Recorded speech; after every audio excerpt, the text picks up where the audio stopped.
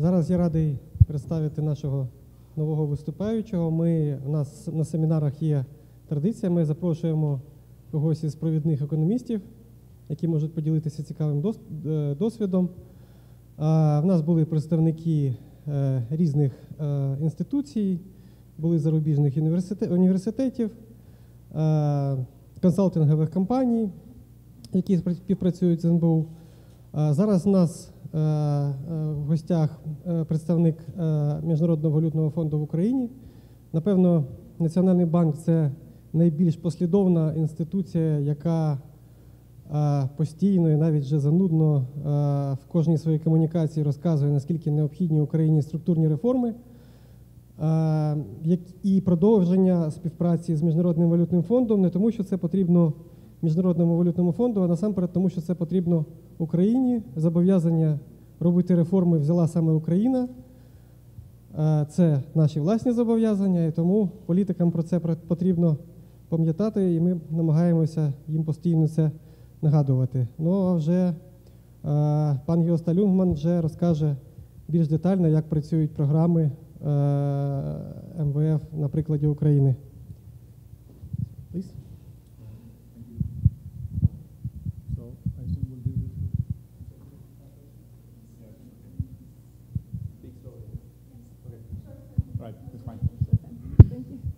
Right. I will stand here where you can see me. Я буду стояти так, щоб ви мене всі добре бачили. It's really a pleasure to be here. I'm honored to speak in front of such an audience. Для мене велика честь виступати і бути тут сьогодні перед такою поважною аудиторією. So, as I think was said during the introduction, my name is Goesta Ljungman, and I am the resident representative of the IMF here in Ukraine. Дозвольте представитись, мене звуть Гоеста Ljungman, я постійний представник Міжнародного валютного фонду в Україні. So, what I'm usually when I planned this, I was planning to have about an hour to speak, but with translation, I realized we need to cut this time in half, so I will try to go very quickly. Зазвичай така презентація в мене віднімає близько години, але зважаючи на те, що сьогодні я буду говорити через переклад, тому це десь буде 1,5 години.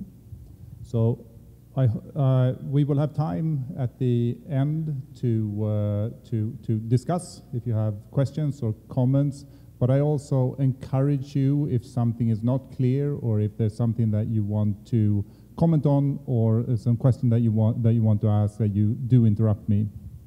І в кінці моєї презентації я надам час для вас, щоб ви задали свої запитання, якщо для вас щось не зрозуміло чи прокоментували, для того, щоб ви мене не перебивали в ході презентації. But let's not waste any more time. Let's get into the meat. І для того, щоб не витрачати багато часу, я планую перейти до презентації. I'm going to speak about the Ukraine and what the IMF program looks like and why it is designed the way it is and what we can expect out of the IMF supported program. І сьогодні я буду розповідати про програми підтримки МВФ, що вони собою представляють і які наші можуть бути очікування стосовно цієї програми. So I'd like to divide this into 3 parts. One backward-looking part, which is about trying to describe the economic situation facing Ukraine at the start of the crisis in 2014 and 2015. І спочатку я розпочну свою презентацію з такої вступної промови стосовно тої ситуації економічної, з якою стикнулася Україна у 2014-2015. And then I want to stay a little while and talk about the design of the program, so the solutions that we came up to for this crisis. І потім я хотів би перейти безпосередньо до обговорення програми і ті рішення, які ця програма представляє для після цієї кризи 2014-2015 року. And then finally I want to end by taking stock of what has been achieved so far.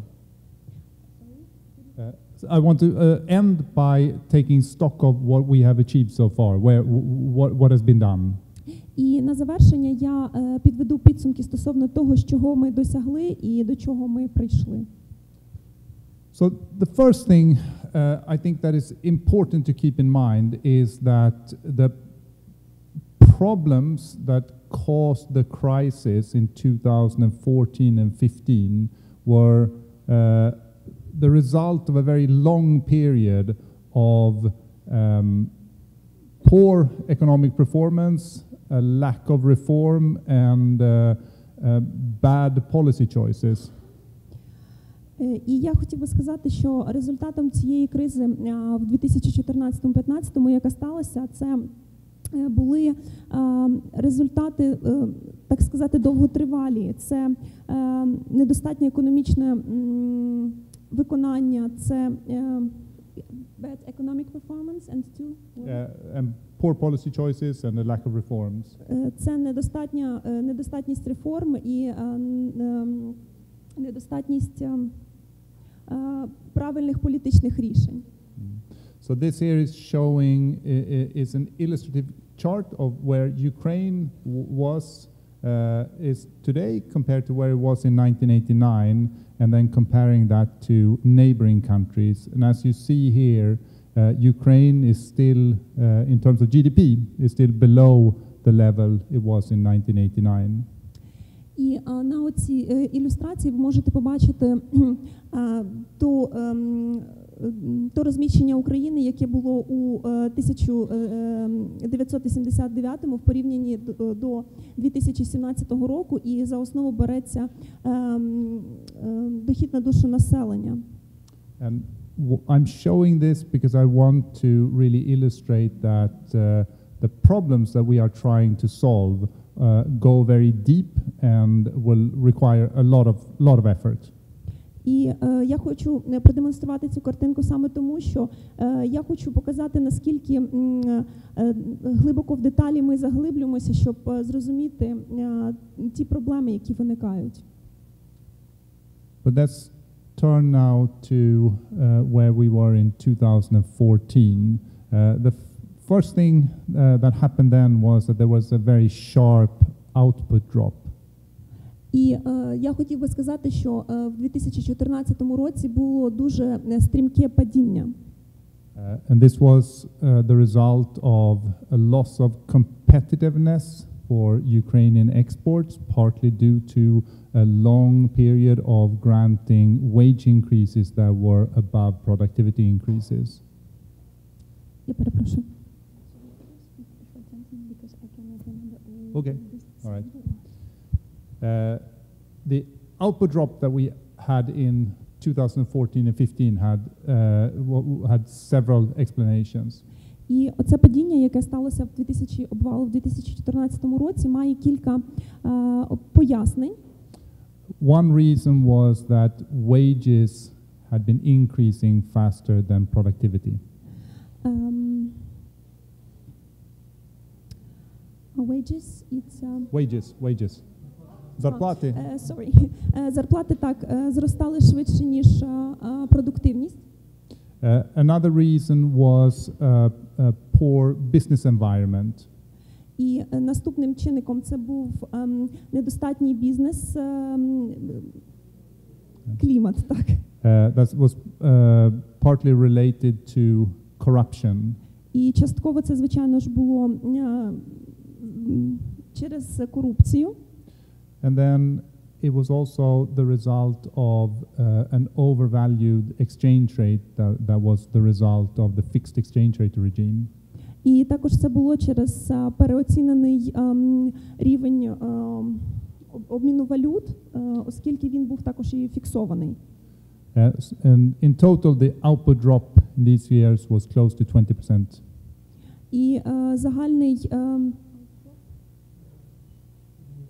І загальне падіння випуску складало майже 20%. And on the external side, this also led to a very sharp increase in the current account deficit.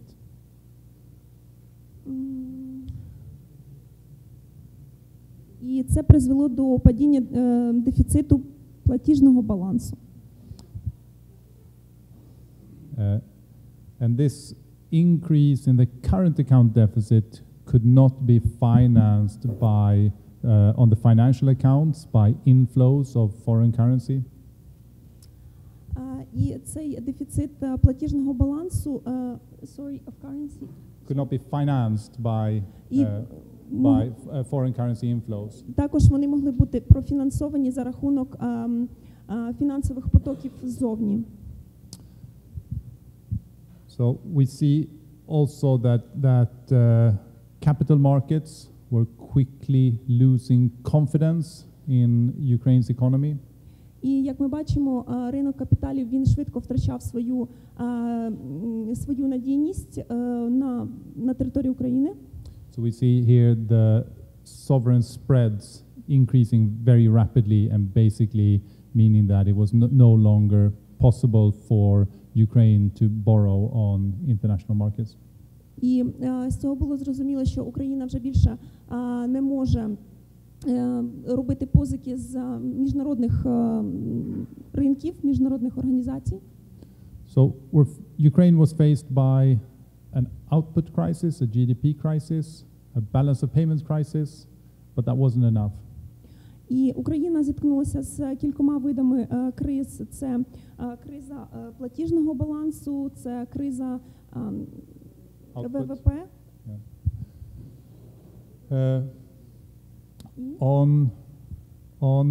In the banking, it was also seen at that time that the banking sector was in poor condition.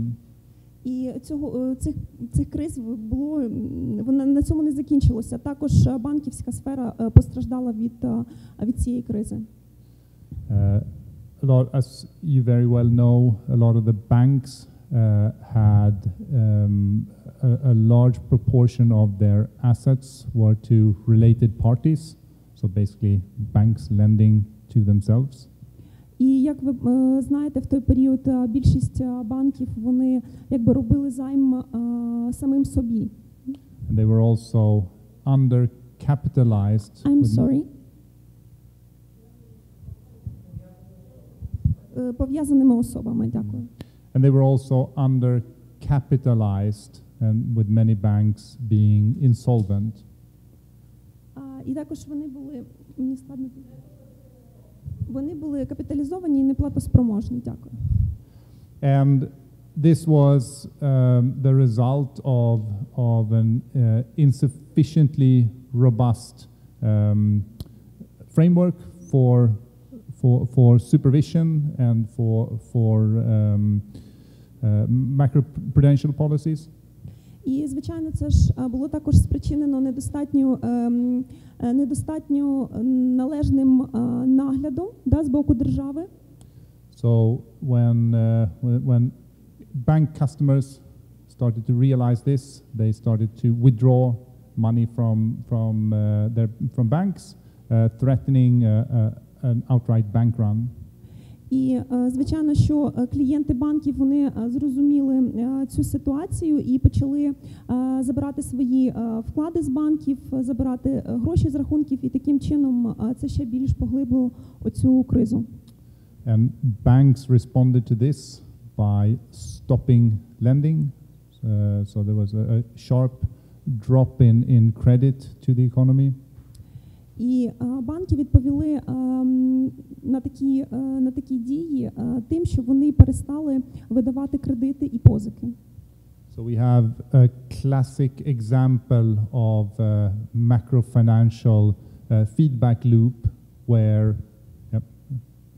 І це ми бачимо класичний приклад макрофінансової feedback, so basically going round and round. Петлі відповіді, як би сказати.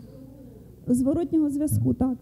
So the macro financial conditions is triggering a banking crisis, and the banks then they tighten lending, which then contributes further to the macro crisis. So there's a vicious circle that the economy is spinning into. І таким чином, як ви бачите, макроекономічні показники, вони дають поштовх тому, що банки перестають видавати кредитні позики. Так, і да, замкнуте коло. Дякую. And if this wasn't enough, then Ukraine also ran into problems on their fiscal account.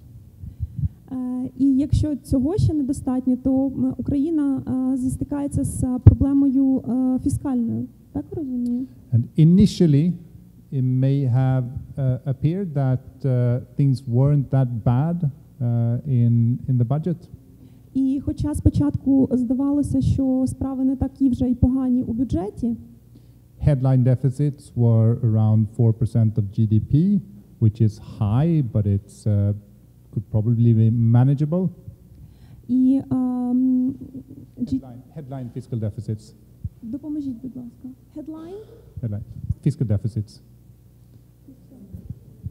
Фіскальні дефіцити складали близько 4%, і на перший погляд здавалася досить невисока цифра, проте мала свій вплив. But probably manageable. But if we add on to that the quasi-fiscal deficit in the gas sector, then the situation was looking much worse. І якщо ми до цього фіскального дефіциту додамо ще також і проблеми в газовому секторі, то проблема, вона така, як сніжний ком, наростає. So basically, Naftogaz were providing gas subsidies of around 4-5% of GDP per year. And if we combine that with the fiscal deficit, then we're looking at deficits of 9%. And that is very difficult to sustain. І Нафтогаз, він субсидував свою сферу приблизно 5-6% від ВВП, і що це складало вже близько 9% в загальній сумі, і звичайно, що така цифра, вона вже є досить показовою. Same thing with the fiscal debt, which was at this time around 40% of GDP, which I mean is probably manageable. How many percent? Debt 40% of GDP, 40. І фіскальний борг також складав 40%, що такі, яким вже не можна управляти. But the combination of the depreciation of the exchange rate, which just magnifies the proportion of debt that is denominated in foreign currency. І також додавши до цього показник обміну валют, то So about 70% of debt is denominated in foreign currency. When there's a depreciation, the hryvnia value of that debt just multiplies. І також можете?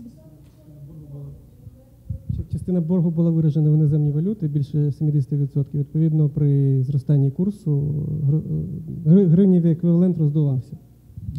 And obviously also these deficits ran by Naftogaz that had to be recapitalized. They also added to the deficit. So, added to the debt. Sorry. So the total deficit also added to the debt.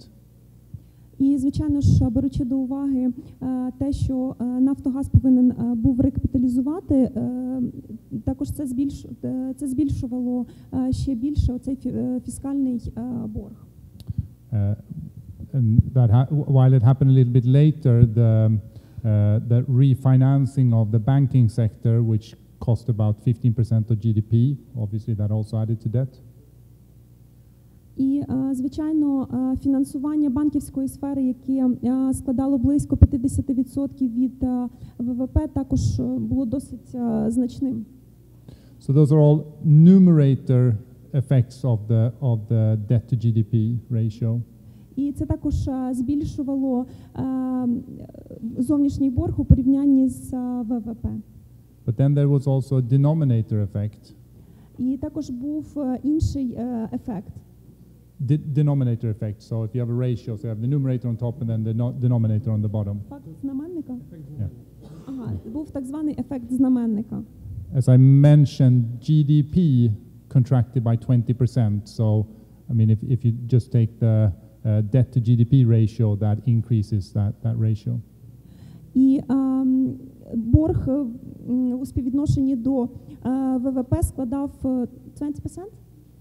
Yeah, 20%. 20%, що було досить суттєвим показником. So overall, very quickly, the public debt to GDP ratio went from 40% to 80%, and that's too high. І таким чином цей борг він переріс до 80%, що було вже захмарним показником і мало свій негативний вплив. So overall, a very, very difficult situation in 2014 and 15. І отже, ситуація в 2014-15 була дійсно складною. So let's move on now to discuss what the solution to this problem was and the design of the IMF-supported program. І давайте зараз перейдемо до розгляду того, які рішення виникли на фоні цієї кризи і які методи рішення запропонував Міжнародний валютний фонд. So just a brief history. So in April 2014, a 2-year IMF program was approved with total financing of about $17 billion. 17? І коротенька історія, що у 2014 році двохрічна програма підтримки МВФ була затверджена, і вона складала 17 мільярдів доларів. But very quickly, or within the course of a year, we realized that the problems were more severe than what we had initially thought. І протягом року ми зрозуміли, що проблема насправді більш складніша і глибока, ніж ми думали спочатку. Part of that was the aggression, military aggression against Ukraine that made the outlook more difficult. І першою з причин це була військова агресія на сході України, яка також мала свій негативний вплив. Another part was when we opened the lid and looked into the banking sector. There was also a realization that the problems in the banking sector were more serious than we initially thought. І коли ми більш детально переглянули, що відбувається в банківському секторі, ми також зрозуміли, що проблема набагато серйозніша, аніж ми уявляли і думали спочатку. So after less than a year of the program, in March 2015, the initial program, 2-year program, was cancelled and it was replaced by a 4-year program, the current program, with a financing of $17.5 billion.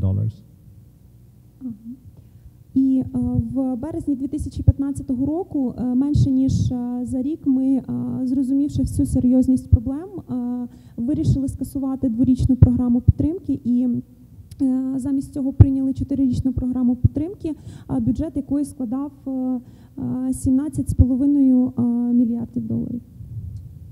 So in both of these programs and in all IMF programs, we can say that there are 3 parts of the program, 3 legs of the program. І ці дві програми, як і більшість програм підтримки МВФ, вони складаються якби з 3 частин.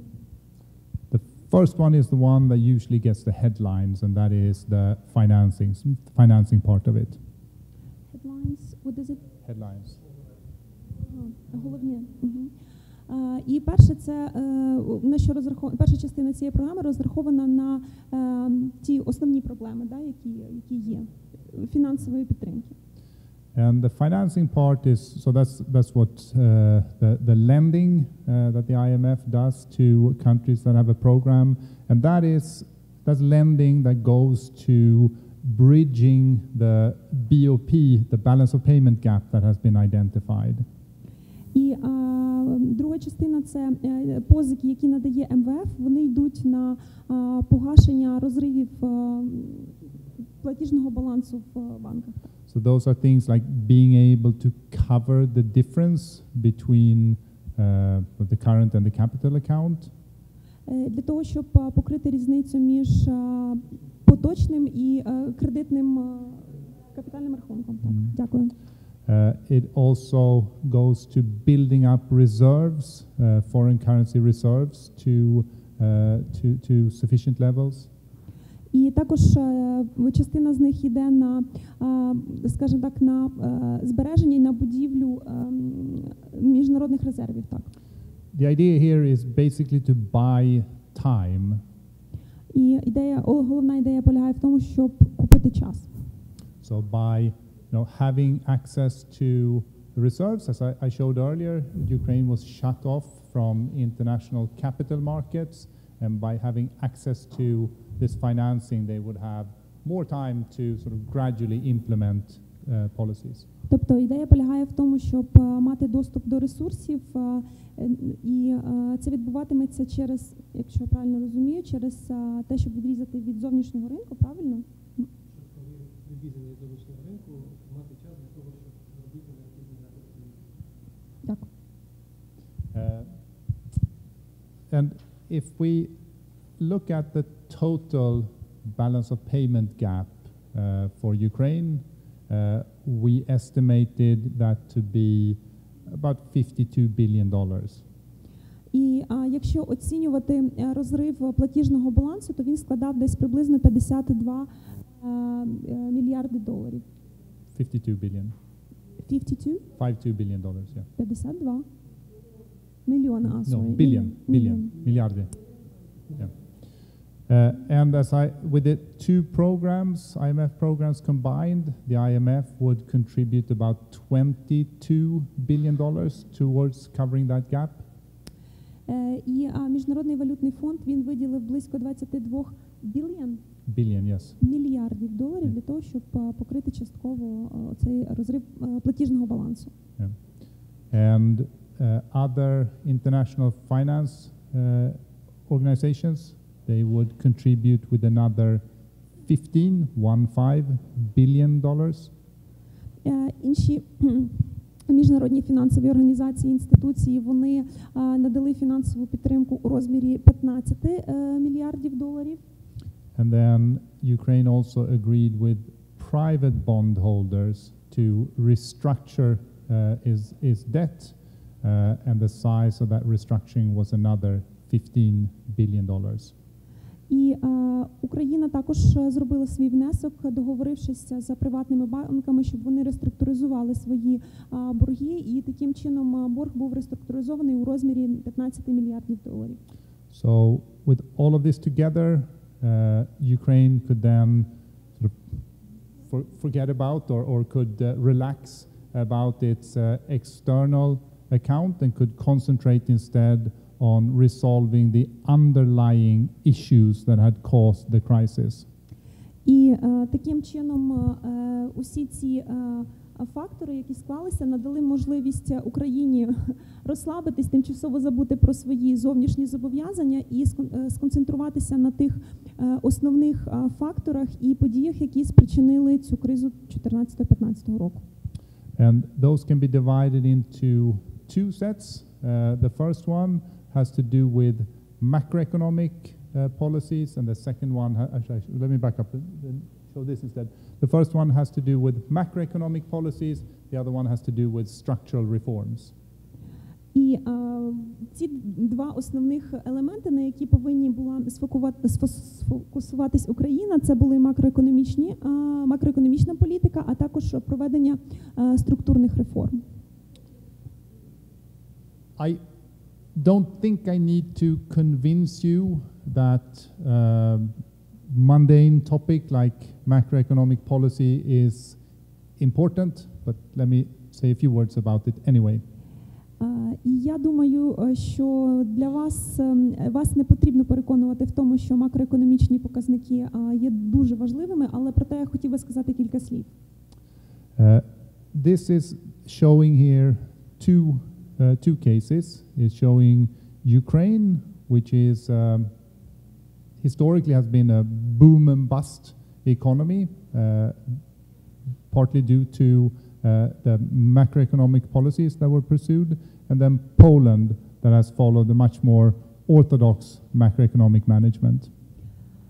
І я хотів би сказати, що дві основних країни пострадянських, які мали дуже добрий макроекономічний розвиток після розпаду Союзу, це була перша Україна, а друге Польща, яка мала більш ортодоксальний макроекономічний підхід.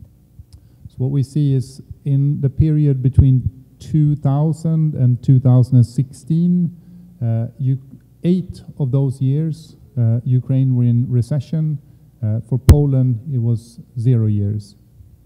І якщо брати період з 2000 по 2016 рік, то на відміну від Польщі, Україна мала постійний стан рецесії. And you see over time how that accumulates and how Poland is adding GDP while Ukraine adds very quickly and then it drops and then it adds again. But over time, it is a much better strategy to preserve macroeconomic stability. І як ви бачите, на відміну від Польщі, Україна, яка більш-менш намагалася стабілізувати свої макроекономічні показники, то Україна постійно то піднімалася, то падала в своїх макроекономічних показниках, то намагалась вирівняти своє ВВП, то відпускала. І схема, як ви бачите. Another way to say this is that a macroeconomic crisis is very costly. І я би хотів сказати, що, як ви розумієте, макроекономічна криза, вона є досить дорогостоящою, вартісною, витратною, затратною, як хочете. We have extended this analysis to add more countries. So here we see a very, very clear relationship between the frequency of recessions and economic growth over time. І також ми розширили свої дослідження у цій сфері і додали сюди ще кілька країн. І таким чином ми прослідкували за частотою рецесії і економічним зростанням.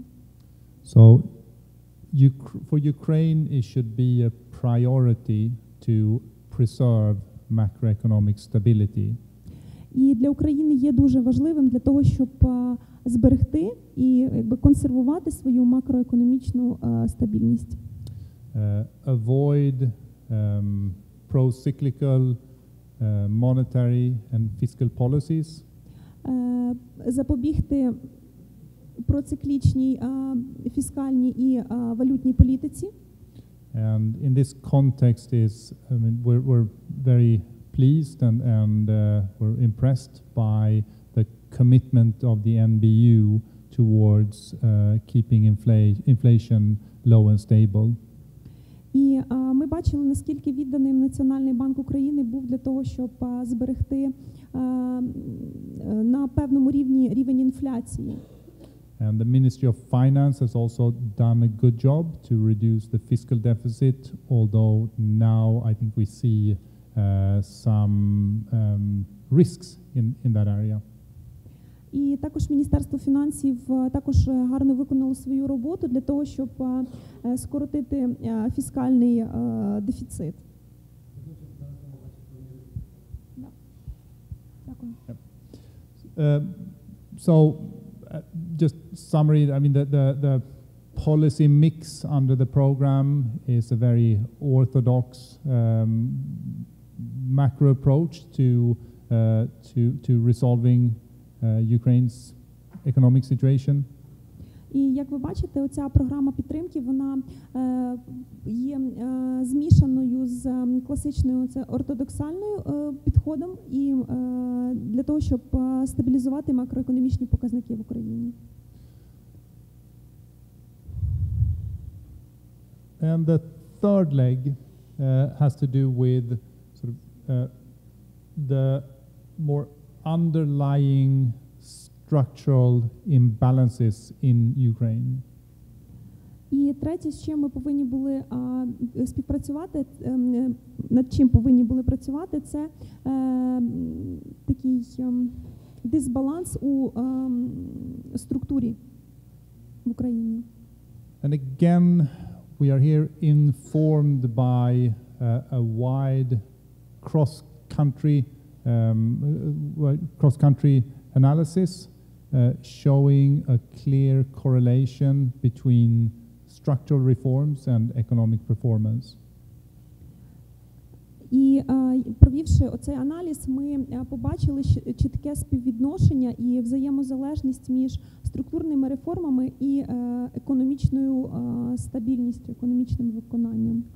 And what we see is that the countries in Central and Eastern Europe that for various reasons pushed ahead with structural reforms, they have since on average achieved a higher growth. І як ми бачимо, більшість центральноєвропейських країн, які проводили структурні реформи, вони збільшували свій ВВП, збільшували свій розвиток. We of course have some outliers in here in this correlation. As you see, for example, Russia that has had a higher growth despite a lack of structural reforms, but that's basically oil prices. І також у нас є тут ті, що пасуть задніх, наприклад, як Росія, яка через відсутність структурних реформ має найнижчий рівень зростання економічного. We also see Balkan countries where war has had a toll on economic performance.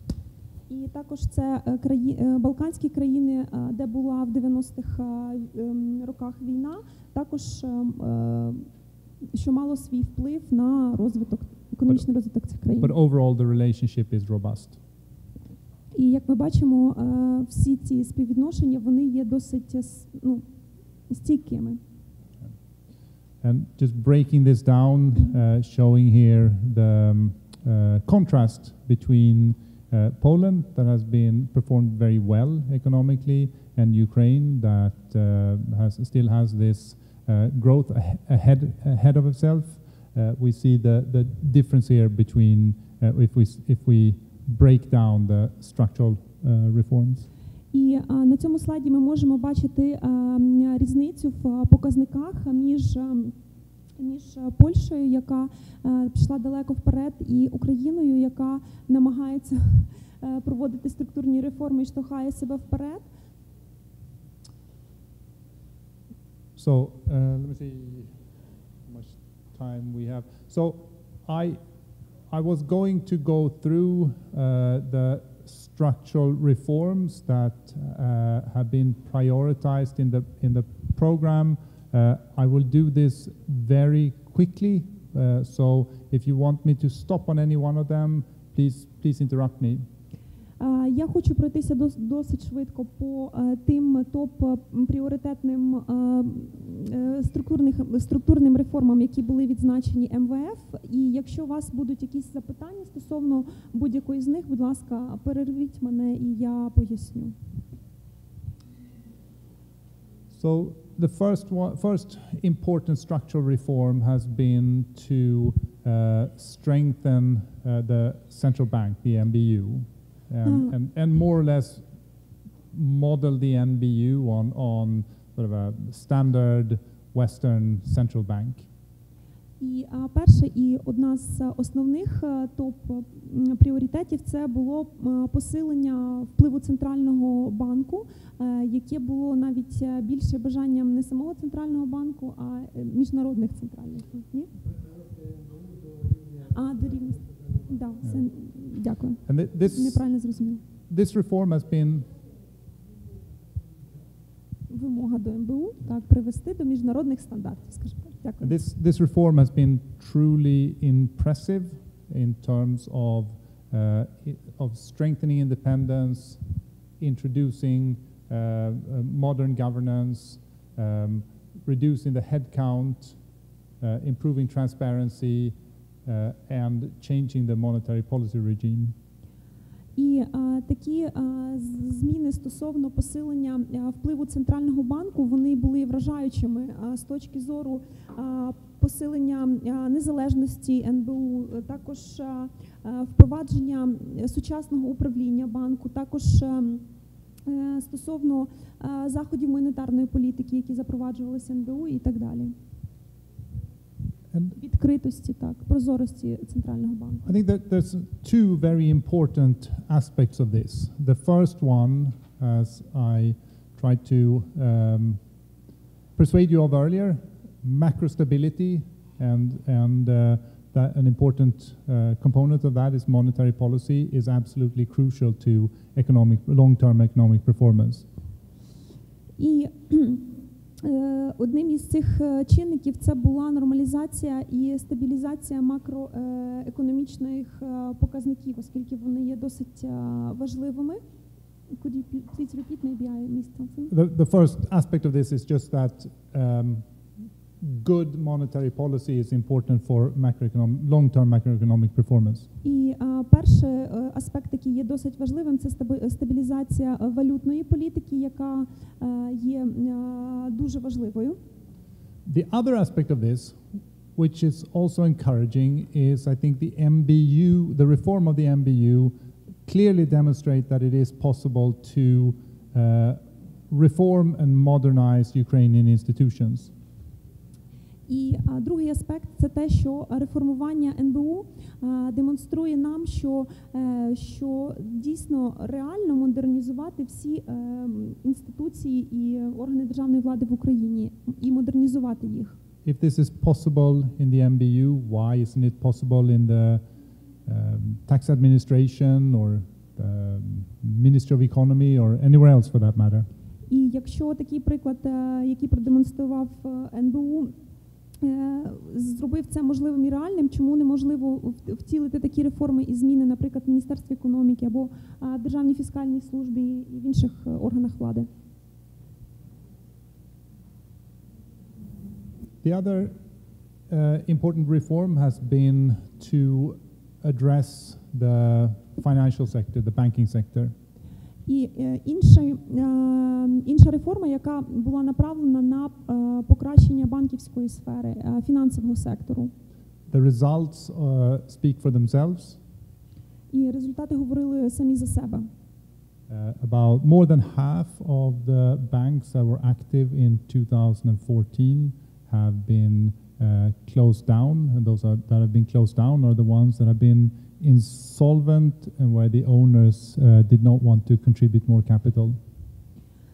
І ситуація говорить сама за себе, оскільки більше половина банків в 2014 році вони були закриті, або ж ті, що були не закриті, власники цих банків не мали більше бажання вкладати у ці власні банки. And in parallel, the remaining banks have been asked to reduce related party lending and increase their capital. І також ті інші частина банків, які залишалися ще на плаву, до них була вимога перестати надавати позики зацікавленим особам і підвищити свій капітал. And then financial supervision and the whole framework for banking resolution is being strengthened. This is an ongoing work, but it's clearly on track and is clearly progressing. І фінансовий нагляд, він досить наочно демонструється, і це процес, який все ще триває і поки що буде тривати, тому демонструє наочно, що зміни відбуваються. And all of this is important because a banking crisis is expensive. І все це є дуже важливо, оскільки фінансові кризи, вони є досить витратними і затратними. So this is, the Ukrainian banking crisis, the most recent banking crisis was costly in direct cost to taxpayers. It was about 15% of GDP. І остання криза демонструє, що дійсно вони наскільки є затратними, що це складає десь приблизно 50% від 15 що в мене з цифрами, 15% від ВВП. So this is recapitalizing banks, including private bank, and also paying depositors of failed banks. І це відбулося через рекапіталізацію того ж Приватбанку і інших банків і виплати вкладників. Так. But the total cost to the economy of this banking crisis is much higher. Estimates are that this cost the economy about 40% of GDP. 44.0. І в загальному вартість всієї цієї кризи складала десь приблизно 40% від ВВП.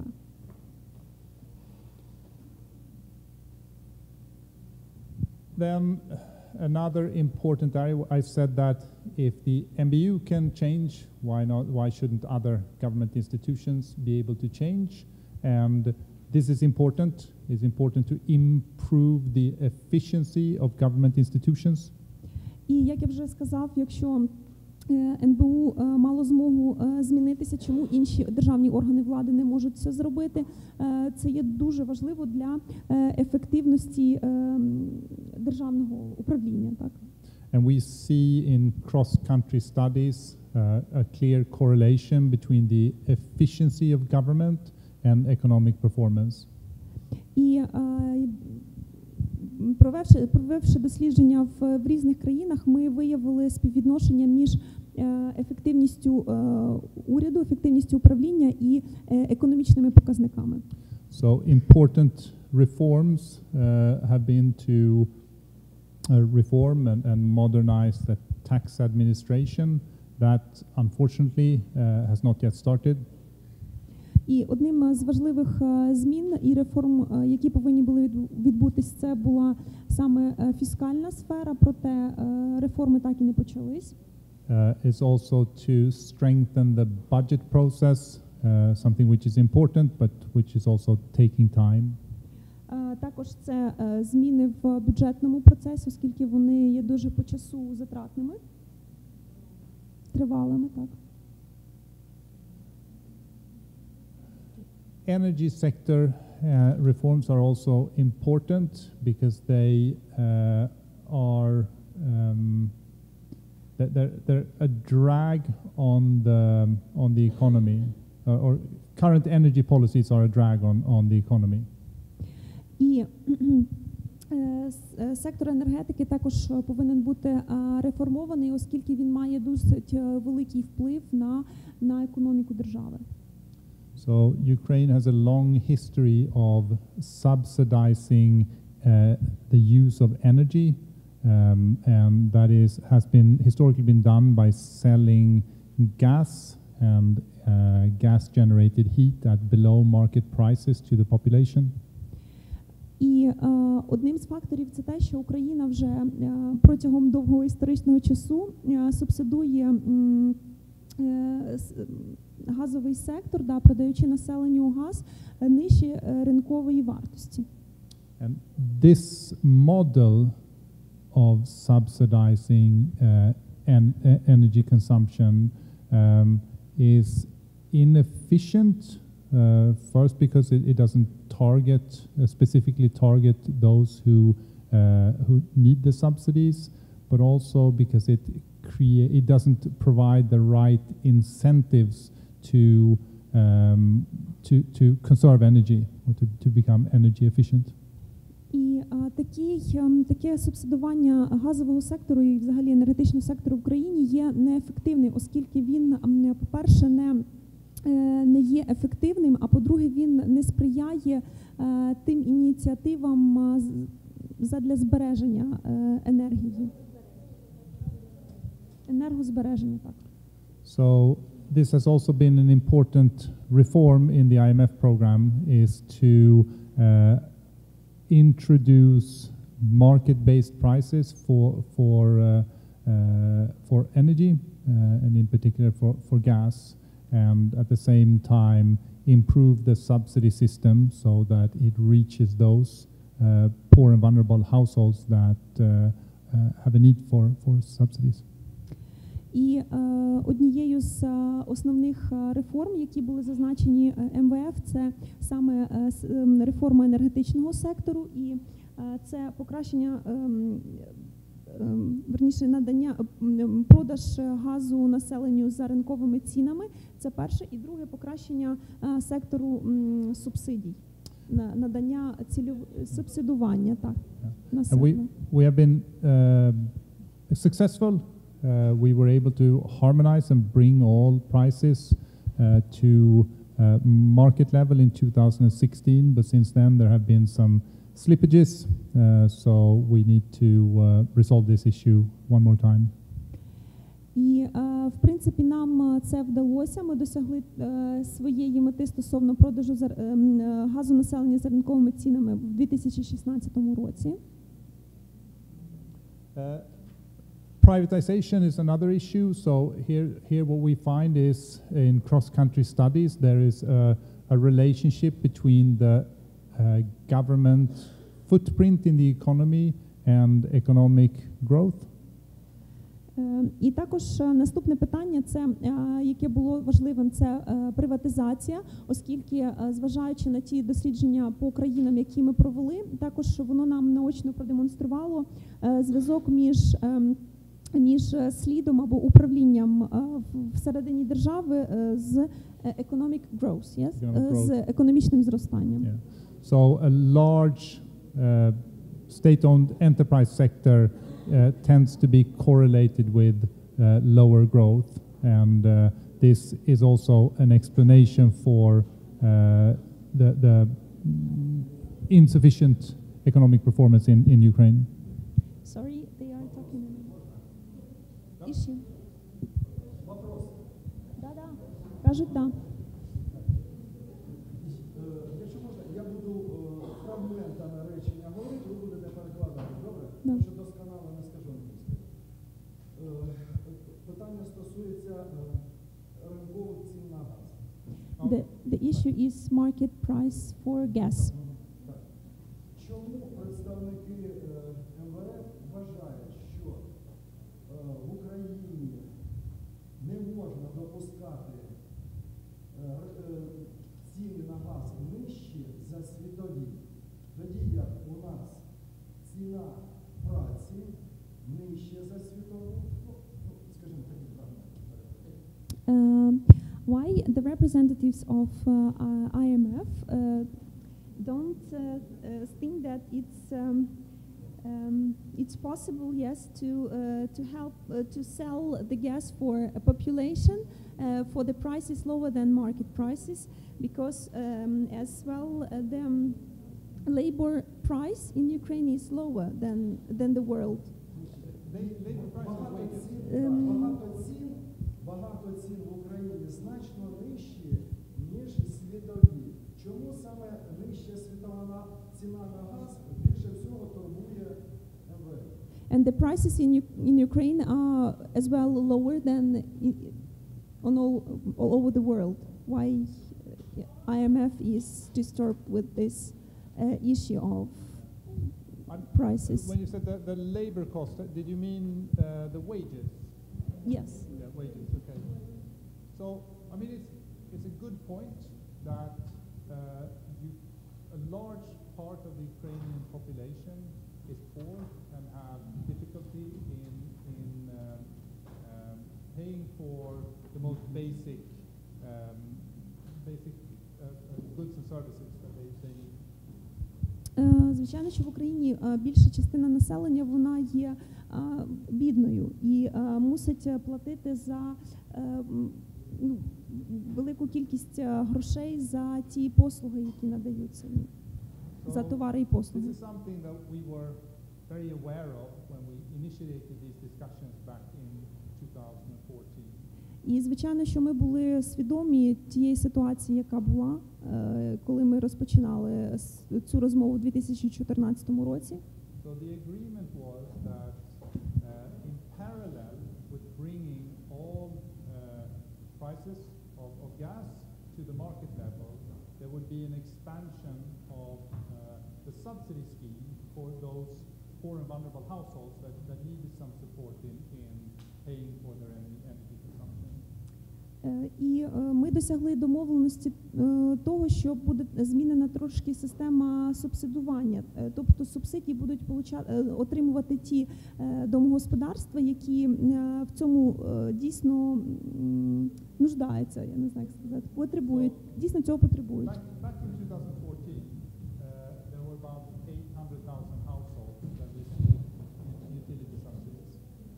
І повертаючись до 2014 року, мова йде про 800 тисяч приватних домогосподарств, яким необхідна була оця цільова допомога субсидована. The subsidies were also relatively modest. І субсидії були відносно скромними, скажімо так, невеликими. Since then, this subsidy scheme has been expanded. It now covers 6.6 million households, which is 60% of all Ukrainian households. І якщо брати зараз ту систему субсидій, яка існує, то вона з оцих поширилася на 6,6 мільйона приватних домогосподарств, тобто що складає близько 60% населення України. It's also been made more generous so that it really does provide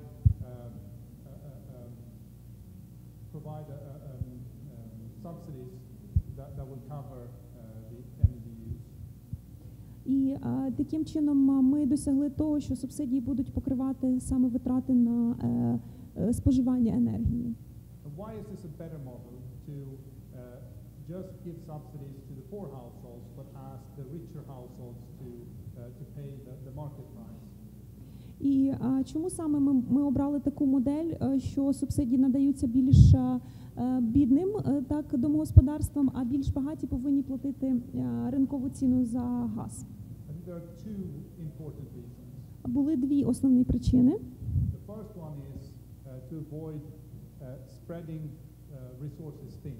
So to just give the subsidies to those who actually need it, and not to wealthy people who have large homes and use a lot of gas, but that can actually pay for their gas use. І причиною було те, що це правильне розподілення ресурсів.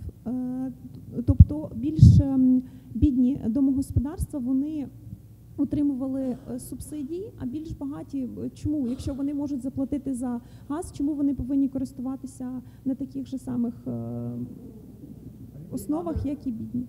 The other reason is that having as a starting point the market price for gas sends the right signals for people to conserve energy. І саме запровадження ринкових цін на газ, вони сприяють тому, що люди починають задумуватись про збереження енергії. The person or the household that is successful in reducing their gas consumption, they get the full benefits of that. They then save the market value of that gas. І таким чином люди також починають більше зберігати, так, менше витрачати енергії і газу. But there's also a third very important reason why using one price and not having a segmented market for gas is important for Ukraine's economic development. Отже, мати єдину ціну на газ, а не сегментований ринок, є досить важливим для України. Sorry. Було якесь питання у вас? The third reason. Let me finish the third reason because it's important. Third reason is right now the difference between the spot market price for gas and the controlled price is about 70%. 70? 70. І різниця між спот Spot price, current price. Поточною ціною на газ і регульованою ціною на газ складає 70%. That allows gas intermediaries to buy gas from Naftogaz at the controlled price, sell it to industries at a markup of 70% and pocket the difference. І це дозволяє посередникам, хтось хоче замість мене паперу? Я можу, я перепрошую. Купувати газ за ціною регульованою, яка є несправедливою, продавати цей газ для промисловості і 50% брати собі на кишені. Дякую. It would be much better if that money came to Naftogaz and could be used for gas exploration that would make Ukraine gas independent, or that it would be money that would then come back to the government in terms of dividend from Naftogaz. І таким чином ця ситуація є кращою, оскільки на цьому заробляє Нафтогаз, правильно? Ні, якщо на цьому ситуація зміниться, на цьому буде краще заробляти Нафтогаз, ніж ці посередники, або використовувати це для горіння розвитку родовищ газу, Так, тобто ці кошти будуть повертатися до держави. або розраховувати якось для дивідендів бюджету.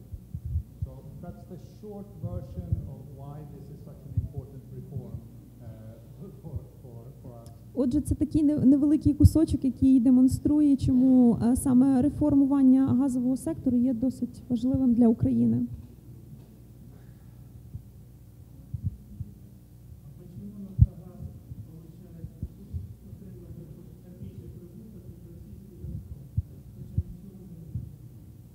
Why Naftogaz receives the same profit as Gazprom from Russia, not doing anything? I didn't understand the question.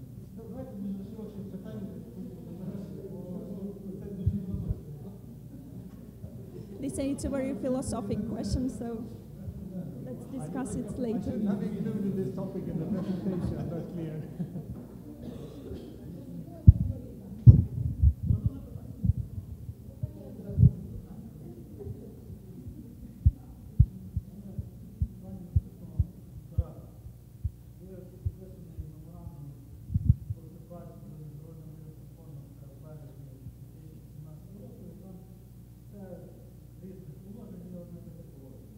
Продовж періоду дії угоди про розширене фінансування Україна не впроваджувалася і не посилювалися обмеження на здійснення продажу, а також не вводитиме і не посилюватиме обмеження на імпорт для внутрішнього балансу.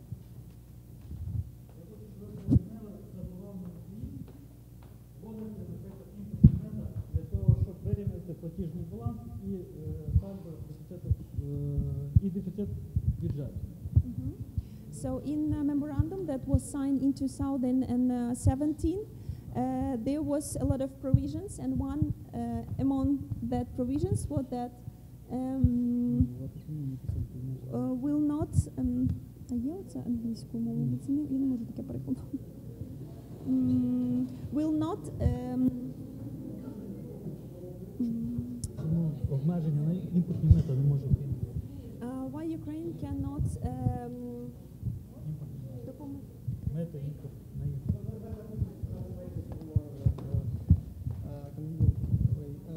So why there is a provision in the memorandum of understanding that Ukraine will not impose any restrictions on operation on import in order to benefit from these restrictions and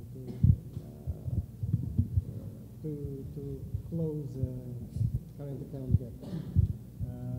So it's about Import restrictions.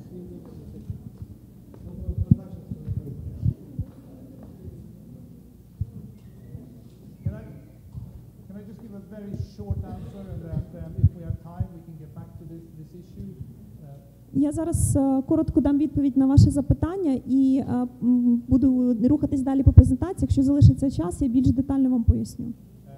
As a member of the IMF, Ukraine has committed to the rules that apply to all countries, and that includes not imposing import restrictions for balance payment purposes. Україна як член МВФ, вона має певні зобов'язання, які поширюються на всі інші країни-члени організації. Це саме не накладання митних обмежень.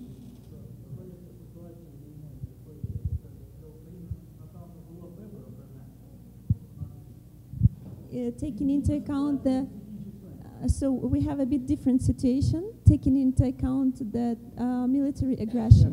Yes, but and that's a good point. But this allows actually for import restrictions that are not for national security reasons, and Ukraine has a number of those restrictions. They are accepted under the program. І такі обмеження, вони, зважаючи саме виходячи з національної безпеки. Тобто Україна має такі обмеження. Так. All right, let's quickly move. We don't have that much time, so let's very quickly move through. But it was good discussion on energy, and it's a complicated issue, and I know it's a very sensitive issue to many people. І я знаю, що питання стосовно енергетики, воно є досить болючим для більшості і досить таким топовим питанням. And if macroeconomic policy is an abstract issue, this becomes very concrete because this is something that the whole population they get a bill that they have to pay, and that is affected by gas prices. І якщо макроекономічні якісь показники є таким абстрактним поняттям, то саме оце питання, воно затрагує кожного з нас, оскільки ми отримуємо платіжки, які нам доводиться платити. So privatization, I mean, the only thing here, it's important that the very large public enterprise sector is gradually reduced and put in the hands of people who have the right incentives to create value added and employment. І приватизація, вона важливою є для того, що більшість приватних організацій, вони дійсно попадали, як, скажімо так, в руки тих людей, які можуть додати цінності до організації і вести правильну політику найму. Then the final issue that also has been central to the IMF program, and that is reducing the comparatively high or absolutely high levels of corruption in Ukraine. Speaking to this here. І наступне питання, яке було включене до програми МВФ, це боротьба з корупцією, з величезним показником. And this is important. I mean, one way to look at this is that it's a matter of dignity and fairness, and I completely share that view. І тут саме йдеться про цінність честі і справедливості. Так, я абсолютно розділяю ці цінності. But there's another way to look at this also, and that is from an economic point of view. І є точка зору, з якої ми можемо подивитися на корупцію, це економічна перспектива. We have analyzed this and tried to put a number on how much corruption in Ukraine costs the economy every year. І ми підрахували і визначили, скільки коштує економіці України корупція в цифрах.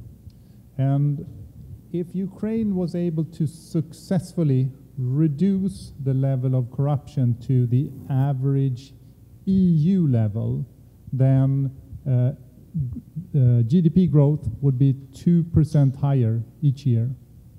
І якби Україна зменшила свій рівень корупції до середнього рівня корупції в Європі, то рівень приросту ВВП щорічно складав би 2%. What we see Додатково, what we see here is Ukraine then will be able to actually start catching up with peer countries in Central and Eastern Europe. І таким чином Україна могла б вирівнятися з схожими країнами Центральної Європи. So very quickly just go through, I said that we would take stock of what has been achieved so far. І зараз я би хотів поділитися тим, чого ми досягли на даний час. In terms of the foreign currency reserves in the central bank, our assessment is that they need to go up to about 30 billion. They are now at around 18 billion, so we still have some ways to go. Міжнародні резерви мали зрости до 30 мільярдів, але зараз вони вже 18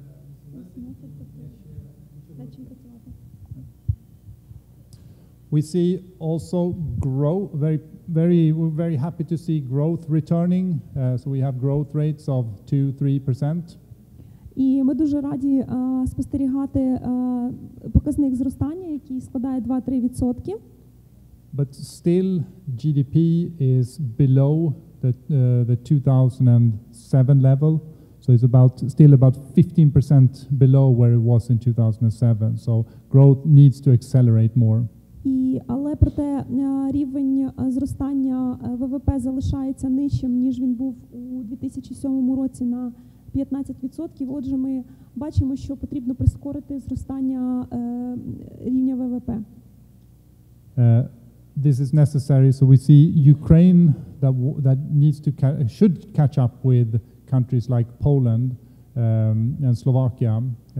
These countries are actually the gap between them is increasing because they are growing at 4% while Ukraine is still just growing by 2.5-3%. І отже, ми бачимо, що Україна має, тобто повинна вирівнятися з схожими країнами, пострадянськими країнами і країнами Центральної Європи, наприклад, як Польща або Словакія. Проте розрив у показниках зростання ВВП очевидний, оскільки при тому, що Україна зростання ВВП в Україні 2-3%, в Польщі складає 5%. I'm now because I want to leave a bit of time for questions. I'm just going to skip through the other macro indicators. So we see on the external side reduction of current account deficit. I'm going to skip this. І для того, щоб залишити час на запитання і відповіді, я не буду розглядати деякі слайди і стосовно, що стосується макроекономічних показників. Yeah, or the capital account. Або капітальні рахунки. Inflation, exchange rates. Або інфляція чи обмін валют. The credit to the economy. Кредитування економіки. The fiscal accounts. Фіскальні рахунки. But I want to say something about investment. Але я би хотів дещо сказати про інвестиції. So we kept coming back to the need to get higher growth in Ukraine. Growth should not be, in Ukraine it should not be 3%. It should be, I don't know, 7-8%. І повертаючись до зростання рівня ВВП в Україні, я би хотів наголосити, що він повинен бути вище, ніж 2-3%, хоча б 7 або 8. But for that investment is needed. Але для цього необхідні інвестиції. And investors are not prepared to put their money long term into Ukraine today. І інвестори, вони ще не готові вкладати інвестиції в Україну на довготривалій перспективі.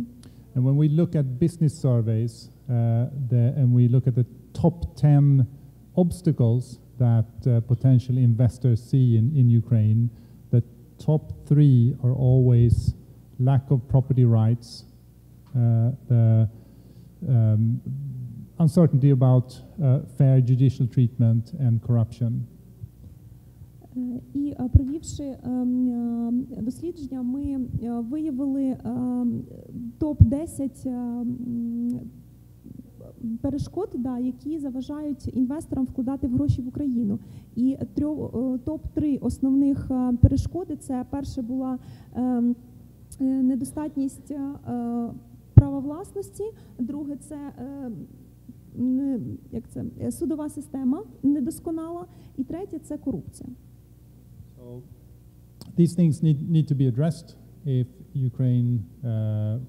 for Ukraine to be able to attract investment, and that investment is needed to get growth going. І Україна зобов'язана розв'язати ці три основні проблеми для того, щоб залучати іноземні інвестиції і таким чином збільшити рівень приросту ВВП. So, the investment to GDP of 16-70% is not going to make it. Those ratios should be 25-30%. І рівень інвестицій 16-17% вони не додадуть того необхідного зростання ВВП, яке хоча б повинно було б, що стосується інвестицій, мало бути хоча б 25%. But let me try among all of this to end on a positive note. Але я би хотів завершити свою промову на позитивній ноті. So, I think a lot of effort has gone into analyzing what the distortions and imbalances in Ukraine are and what is holding back Ukraine from achieving its economic potential. І я би хотів сказати, що була докладено надзвичайна кількість зусиль для того, щоб зрозуміти, які ж саме дисбаланси і перешкоди вони тягнуть Україну назад і не дають їй можливості розвиватися. And I think we know now, we have a good understanding of what needs to be done. So we're not fumbling around in the dark and trying to come up with a solution. We are confident that we know what needs to be done. So, and that's a very good starting point. І в нас вже є чітке бачення ситуації, яка відбувається, і в нас є певні рішення, і ми бачимо, як можна вирішити ті проблеми і покращити ситуацію. So it's really a matter of rolling up the sleeves and getting to work, and then there's no reason not to think that Ukraine is going to catch up with neighboring countries and have the same level of income and prosperity. І для того, щоб Україна розвивалася і процвітала, нам потрібно просто закотити рукава і взятися до роботи для того, щоб підтягнути Україну до того рівня пір країн, схожих країн. I'm awfully sorry. I need to rush to another event in just 9 minutes. So, but we do have a little bit of time for questions. But please, not too difficult. Мені треба вже буде за 9 хвилин бігти на іншу зустріч, тому в нас є кілька хвилин для того, щоб... You are disqualified from any more questions. Можете задати кілька питань. Short question.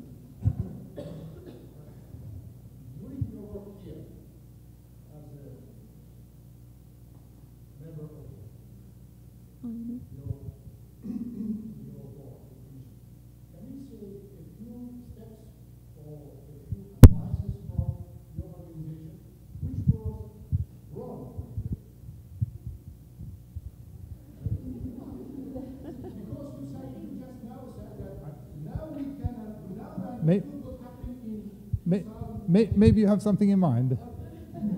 Or maybe you have something in mind.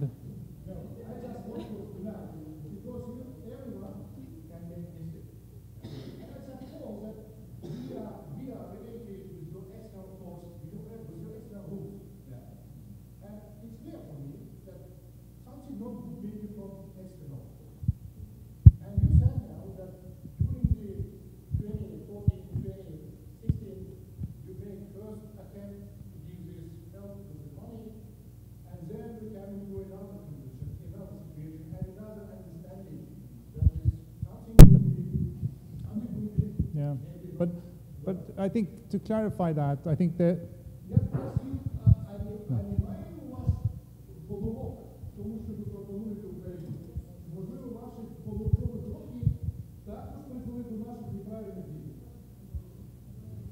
But I think first of all, the reassessment that we made in 2014, that was part of that, as I said, was due to the military conflict that changed I mean, that changed the situation.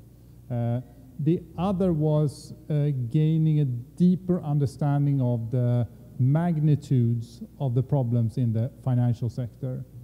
So that was it was not a reassessing the approach to solving the problem. It was a deeper understanding. It was a change of the situation and a deeper understanding of the problems. Я би хотів сказати, що переоцінка тих проблем, яка відбулася в 2014 році, вона була перш за все через конфлікт на сході України, це перше, і друге, це через глибину і магнітуду тих проблем. Тобто ми зрозуміли, наскільки вони великі, а не переоцінка відбулася не в підходах до цих проблем, а саме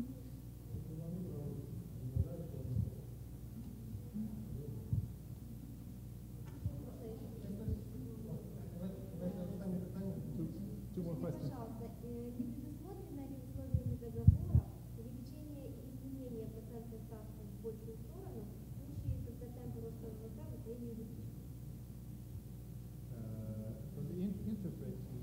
interest rate, yes, yes, yes.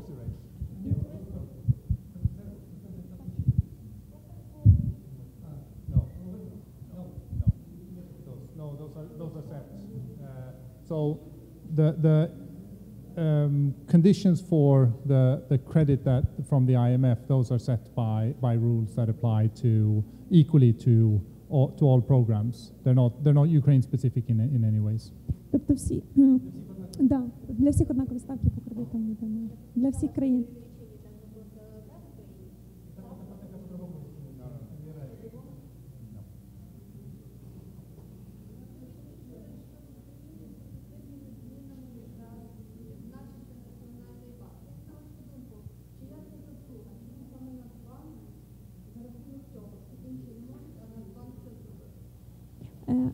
You told about NBU that they did a great job in reforming. Who was the one who was responsible for that reforming, who had all these medals? Why NBU could do that and other government authorities cannot do? I'm not sure if I have a good answer, but I mean, it's been a team effort. It was, collecting a good team, that's driven team, but I don't know.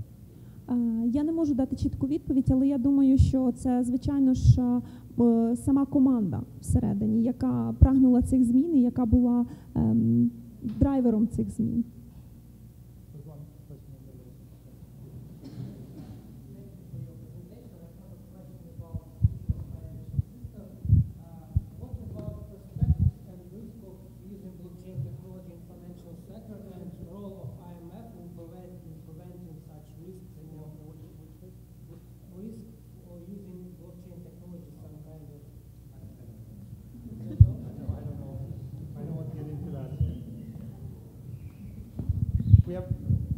We have enough problems as it is, so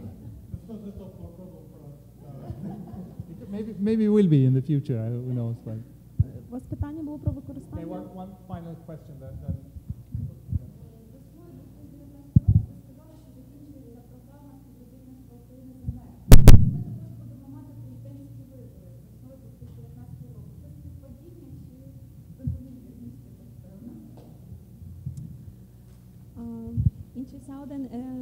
In spring 2019, so the program is going to wrap up, yes?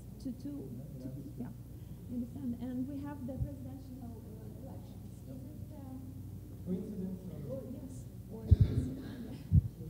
No, it's not a coincidence, and I can explain that. So the current program is called an Extended Fund Facility, EFF. The time limit for that program is 4 years. It cannot be extended. It can be no longer than 4 years. And we agreed this program in March 2015. So, and then it just goes for 4 years. So it's unrelated to the any political cycle. So, and generally, I mean, we wouldn't take something like that into account when setting the program. Наша програма IFF, вона розрахована на 4 роки, і вона була розпочата в березні 2015 року, тому і не може тривати більше ніж 4 роки, тому тут немає жодної політичної основи якоїсь, тому це просто співпадіння. Thank you very much for your attention and thank you for great questions. Дякую за увагу і за ваші запитання.